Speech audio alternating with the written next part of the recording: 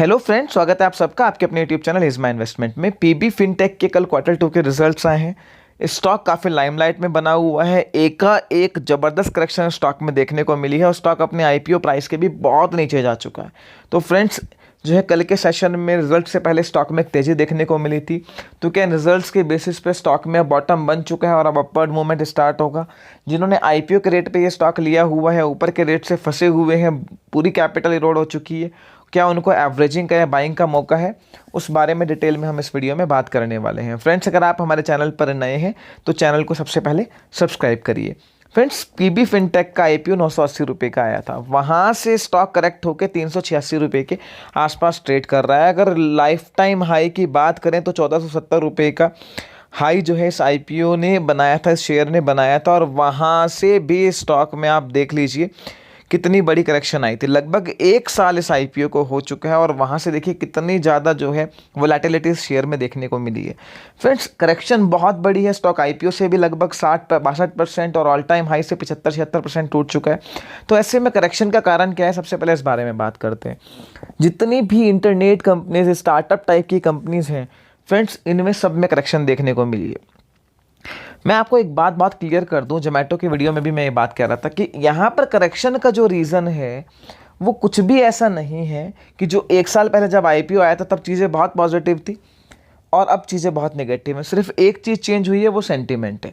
पिछले 1 साल में मार्केट में अच्छी खासी करेक्शन आई है। 2 निफ्टी लाइफ टाइम हाई के आसपास ट्रेड कर रहा है और bank Nifty life time high के जो है नए हाई पे ट्रेड कर रहा है। पर देन ऑल्सो फ्रेंड्स, अगर आप small cap, mid cap, even broader market का व्यू लोगे तो अच्छे स्टॉक्स काफ़ी करेक्शन के साथ आपको मिल रहे हैं। तो यहाँ पर जब quality stocks, profit making company सस्ते में मिल रही हैं तो ऐसी कंपनीज में प्रॉफिट बुकिंग आना लाजमी है। इसके अलावा काफ़ी जो है इन्वेस्टर्स का लॉक इन पीरियड खत्म हुआ है तो वहाँ से भी एक सेलिंग देखने को मिल रही है। फ्रेंड्स, यहाँ पर जो करेक्शन का रीज़न है वो पूरी तरह से सेंटीमेंटल है और हाई रिस्क स्टॉक से जब यूफोरिया ठंडा होता है तो हर हाई रिस्क, हर जो ओवर वैल्यूड स्टॉक है उनमें इस तरह की करेक्शन देखने को मिलती है। वो सेम पीबी फिनटेक के साथ हो रहा है। जो चैलेंजेस पहले थे वो आज हैं कि प्रॉफिटेबिलिटी इनके लिए अभी भी कोसों दूर का सपना है। बहुत जो है लॉसेस कंपनी कर रही हैं हर सेक्टर में। ये कंपनी बेसिकली इंश्योरेंस में और पॉलिसी बाज़ार और पैसा बाज़ार करके 2 इसके बड़े पोर्टल हैं। एक इंश्योरेंस सर्विसेज प्रोवाइड कराता है, इंश्योरेंस सेल करता है, मल्टीपल प्रोडक्ट्स लिस्टेड है उनकी वेबसाइट्स पे, लगभग हर बड़ी इंश्योरेंस कंपनीज के साथ टाई अप है। और पैसा बाज़ार जो है क्रेडिट फैसिलिटीज़ प्रोवाइड कराता है, यानी कि जो है जो अगर आपको लोन लेना है तो आप अपना सिबिल स्कोर चेक करके वहाँ पर जो है डिफरेंट लैंडर्स से कॉन्टैक्ट करके आपको लोन सर्विसेज प्रोवाइड कराता है। दोनों ही सेक्टर्स में ज़बरदस्त चैलेंजेस है।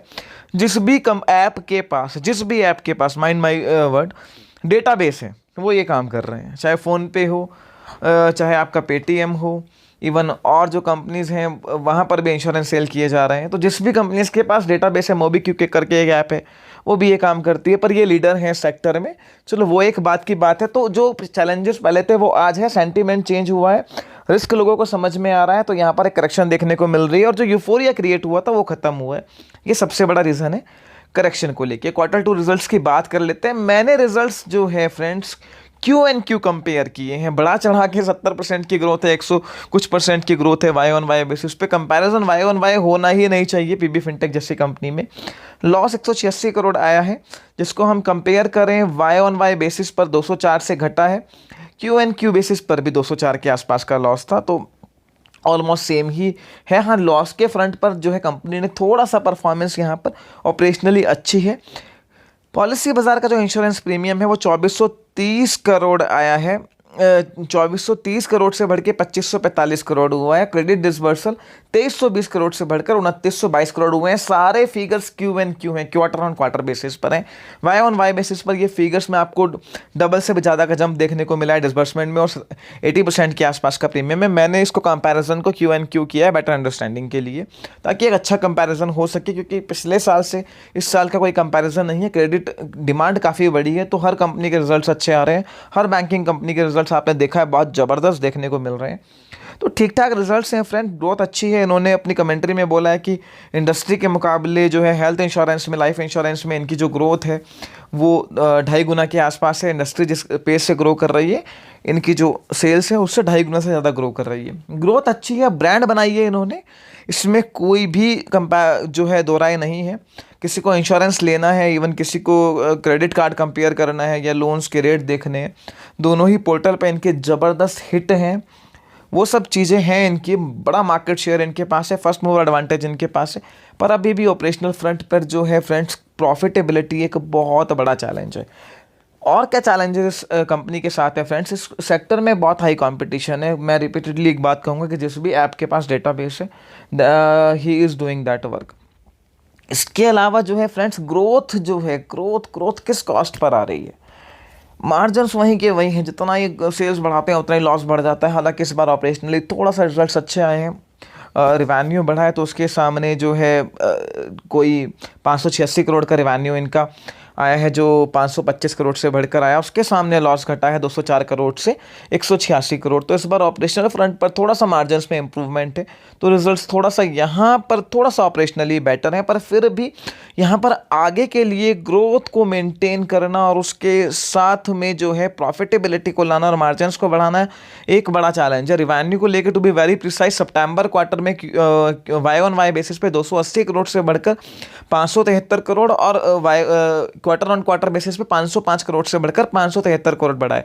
तो वाई ऑन वाई बेसिस पे मार्जिन्स में ड्रास्टिकली इंप्रूवमेंट है और क्यू एन क्यू बेसिस पे भी मार्जिन सुधरे हैं। ऑपरेशनली परफॉर्मेंस ठीक ठाक है, पर अभी भी प्रॉफिटेबिलिटी इनके लिए बहुत बड़ा चैलेंज है।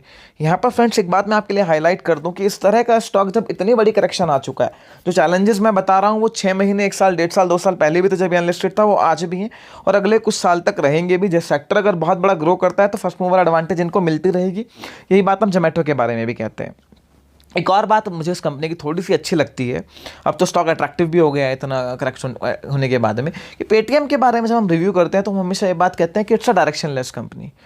एक कंपनी को खुद ही नहीं पता है कि उन्हें करना क्या है। इतना ज़्यादा स्कैटर्ड बिजनेस है, इतना ज़्यादा उनका बिजनेस डाइवर्सिफाइड है कि एक बात पर वो फोकस नहीं कर पा रहे हैं। हालांकि अब जो है कंपनी कुछ बात करने लगी है कि हाँ जो है हम क्रेडिट डिसबर्समेंट पे और जो हमारा पेमेंट बैंक का बिजनेस है, बाकी जो बिजनेस है पेमेंट गेटवे वाला, उस पर हम फोकस कर रहे हैं।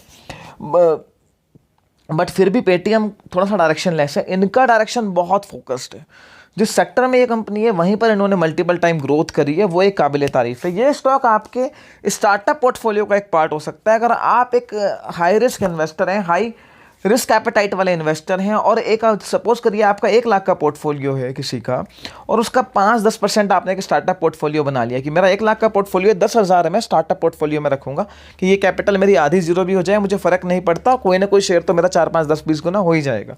तो स्टार्टअप पोर्टफोलियो में इतना करेक्शन होने के बाद ये स्टॉक आपके रखा जा सकता है। यही बात हम डिलीवरी के बारे में भी कह रहे थे कि करेक्शन होने के बाद ऑब्वियसली स्टॉक जो है अट्रैक्टिव लगने लगा है। बाकी जो चैलेंजेस हैं, जो इसमें रिस्क हैं, वो एज इट इज़ रहेंगे। तो फ्रेंड्स यहाँ पर जो है अगला जो है फ्यूचर आउटलुक क्या बन रहा है उसके बारे में बात करते हैं। 386 का CMP है, 17,344 करोड़ की मार्केट कैपिटल बैठती है। मेरा मानना है कि अगर मैं TTM बेसिस पर देखूं, ट्रेलिंग 12 मंथ अगले 4 महीनों की बात करूं, तो 2200-2300 करोड़ का रिवेन्यू ये कंपनी जनरेट कर सकती है। और वहाँ पर मैं देखूं तो 7 गुना के आसपास जो है प्राइस टू सेल्स की उस पर आपको ये वैल्यूएशन पर स्टॉक मिल रहा है। EPS PE की तो बात ही नहीं कर सकते, लॉस बहुत हैवी है। अगले TTM बेसिस पर भी मैं मान के चल रहा हूँ कि 700-800 करोड़ का लॉस ये कंपनी करेगी। हालांकि बुक्स पर अच्छा खासा कैश है। फ्रेंड्स मेरा क्लियर विजन है फ्रेंड्स इस स्टॉक को लेके, अगर आप एक हाई रिस्क इन्वेस्टर हैं, हाई एपेटाइट वाले इन्वेस्टर हैं और स्टार्टअप जैसे आइडियाज़ में इन्वेस्ट करने में बिलीव करते हैं, तो ये स्टॉक आपके स्टार्टअप पोर्टफोलियो का एक पार्ट हो सकता है। बहुत छोटी सी, मैं फिर क्लियर कर दे रहा हूँ, अगर आपकी किसी ने 1 लाख का पोर्टफोलियो है, 10,000 का स्टार्टअप पोर्टफोलियो बना रखा है, उसमें 10 स्टॉक रख रखे हैं, तो ये उसका 10% हो सकता है, यानी कि आपके पोर्टफोलियो का 1% हो सकता है। वो भी तब जब आप इस तरह के हाई रिस्क शेयर में पैसा लगाते हैं। इतनी करेक्शन के बाद स्टॉक अट्रैक्टिव है, अनडाउटेडली अट्रैक्टिव है उन इन्वेस्टर्स के लिए जो इस तरह के शेयर में पैसा लगाते हैं। और दूसरी बात, दोनों ही फील्ड में, चाहे वो पैसा बाजार हो चाहे पॉलिसी बाजार हो, फर्स्ट मूवर एडवांटेज इनको मिलेगा। सबसे बड़ा मार्केट शेयर इनका है, जो इन्होंने अपनी ब्रांड वैल्यू बनाई है उसका बेनिफिट मिलेगा। इस सेक्टर में ग्रोथ है, बट बस एक ही कंसर्न है कि मार्जिन्स को मेंटेन करते हुए प्रॉफिटेबिलिटी कैसे आएगी। रही बात इन रिजल्ट्स के बेसिस पे स्टॉक के चलने की, तो स्टॉक ने ऑलरेडी एक बॉटम बना के कल थोड़ा सा मूवमेंट दिखाया था। रिजल्ट्स ऑपरेशनल फ्रंट पे ठीक ठाक हैं, इवन अच्छे हैं।